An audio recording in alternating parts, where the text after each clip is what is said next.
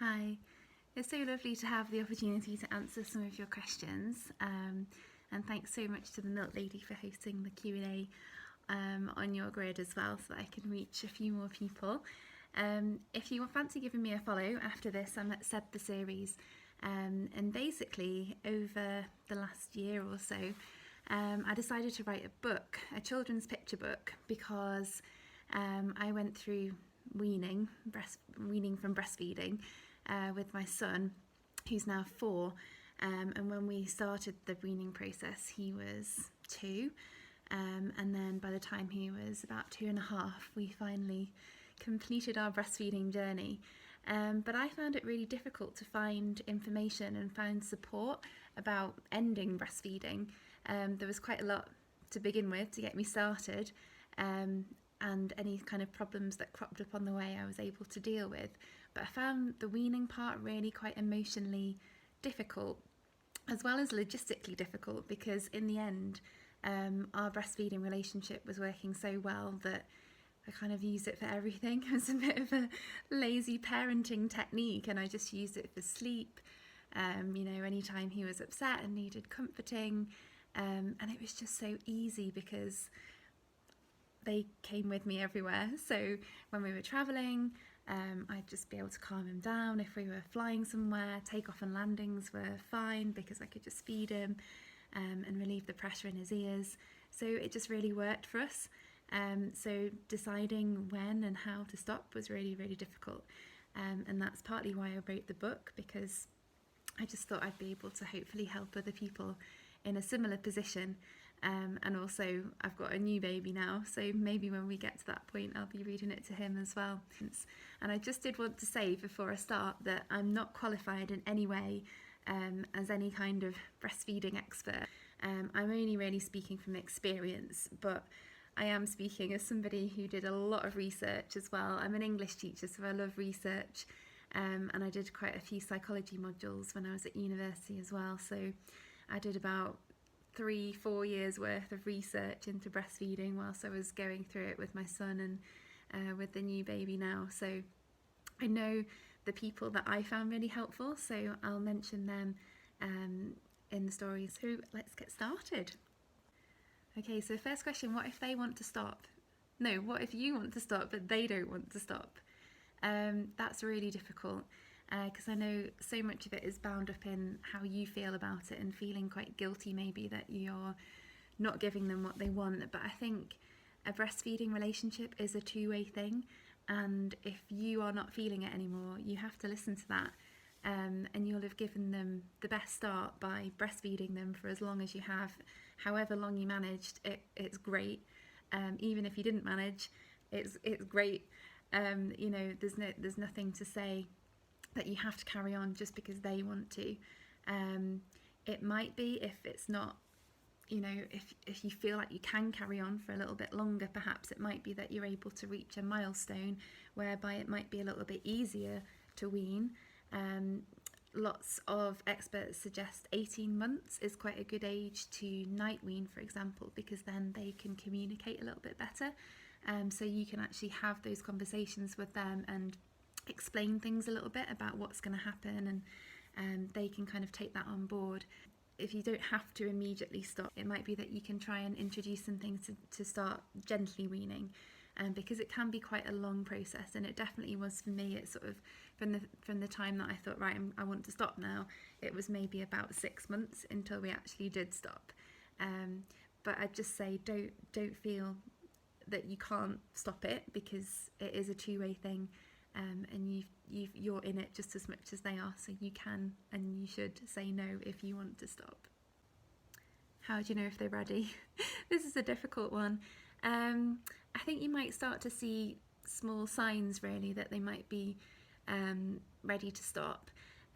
Research suggests that between the ages of around 2.5 to 7 is kind of a natural weaning age, although I have seen people who say maybe a little bit earlier than 7, maybe 6, 5 or 6 as well. So it really just depends on the child, and I think maybe things like their they're not wanting it as frequently, or when they do feed, they're not feeding for as long, easily distracted by other things happening in life.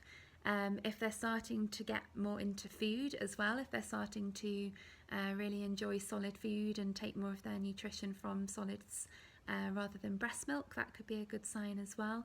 Obviously, we're talking about older toddlers and children here, so up until the age of 1, they're obviously still having quite a heavy milk diet, and food shouldn't be replacing that up to the age of 1.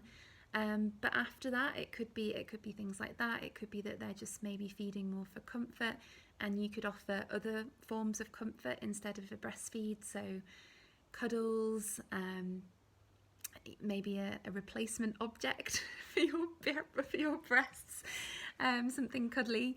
It could be that they're more easily comforted by another adult, so your partner, or maybe a grandparent or another carer. So things like that might give you a sign that if you kind of gently prod, they might kind of surprise you and decide that they're ready as well. So this is one about my own experience. So I definitely felt by 2, when he was 2, in my head, I'd kind of got that as, right, the World Health Organization suggests 2 is like the age that you should breastfeed to if you can. And it's still beneficial after that, but I kind of had it in my mind that that was my goal. And then when we got there, I was like, oh God, how does life work when you don't? Because he was so reliant on it and so kind of dependent on it to sleep, and you know, I would use it all the time to feed him back to sleep at night for naps, and I just didn't know, like, logistically, how is this going to work? But from the age of 2, we did start to change things a little bit. So kind of naps, my partner started to get involved a little bit more. He had been involved, in his way of getting him to sleep for a nap or for bedtime was to bounce him on an exercise ball. So he started doing that a little bit more. We started to go out for nap time, so we'd have him in a carrier, or we'd be in the car, or sometimes I think at that age he was still using a pram. So we tried to sort of change up the transition, so it wasn't always me feeding him to sleep and things like that. And yeah, he became quite a big, my partner became quite a big part of that process, because he would be there to distract. I said to him that we weren't going to feed outside of the house. I can't remember when that was. That was maybe sort of 2 years, 3 months, I think. I kind of made that decision to put a boundary in, because I started to feel a little bit judged, I think, by there was one incident in particular where I felt quite judged by a work colleague when we were out celebrating. It was like a barbecue, and she made a comment about, oh, you're only doing it for you now, not for him, and how long is this going to carry on for, and those kind of things. I'd never had anyone say anything like that before, and it really affected me. And I thought, oh God, like, is this weird? Is it, you know, something that I shouldn't be doing in public anymore? Because I'd been so open about feeding in public and not really caring, and never had any bad comments or anything, really. So that made me a little bit more wary of doing it in public. And because we were going on this journey anyway, and I knew I wanted to wean, I said, we're not going to feed outside of the house. So that ended up, obviously, we were outside. We didn't just stay inside forever. So that did reduce things naturally. And I also tried don't offer, don't refuse, which is quite a good technique, where you don't necessarily have to explain to them, but for you don't offer it. So if they're upset and you would normally offer a feed, you don't. You try and do something else, and offer cuddles or reassurance. So you never offer them a feed, but if they ask for one, in whatever way they ask for one, pulling your top down, or if they've got a special name for it, then you would give it to them. So that actually works quite well, because you kind of reduce it a little bit more naturally and a bit more gently, based on what they're kind of suggesting themselves. And I know, I think it's instinctual mothering. I think that's her Instagram. She mentioned something the other day about just don't go to the places where you would normally feed them. So if you normally feed them in a certain corner in the living room, just never go there again. And then it's like these habits that we've created around feeding, that if you can start to break them, then actually it kind of just tends to happen. And that's what we did. But we did then get to the point where it was there was an illness, and he ended up just kind of really cutting down, to the point where my partner was like, do you know what, maybe just use that as an opportunity to stop, because it was hurting him to feed. And we did, and that was it. And it was kind of bittersweet because there wasn't a last feed that I remember, but it was very easy in the sense that he wasn't upset. And I didn't feel that upset either, because I was a bit worried about my emotions and hormones and everything. But because it had been so gradual and so slow, it didn't really affect me either. There's a question here about night weaning, and the child is 16 months. And can I just say, I totally get where you're coming from. It is exhausting when you're working, even if you're not working. We all know that you are working, looking after kids at home. But if you've got that kind of extra level of headspace and needing to be on it mentally, it's really difficult. If you're getting up every 2 or 3 times in a night. What I would say though is that it doesn't always solve that problem. So taking away the feeding can sometimes make things worse, because you haven't got that go-to, and you have to find something else then to get them back to sleep at night. So that can be a little bit of a catch-22.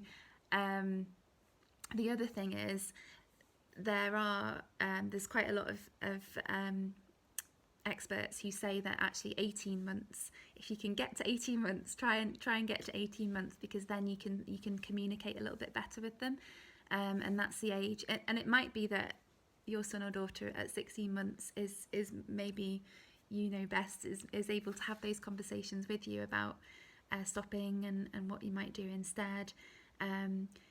But it could be that you think about the transitions, the bedtime transition. If you feed them to sleep, how are you going to sort that out? Could it be using another adult? Could it be using cuddles, music, lying with them in bed, rocking, any of those techniques instead? And then sometimes if you've got them to sleep using a different method, they're less likely maybe in the night to want that method to get back to sleep themselves.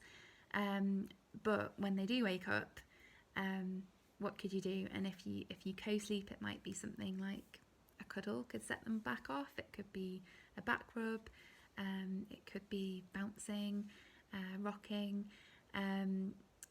But it doesn't necessarily solve the wake-ups, weaning in the night.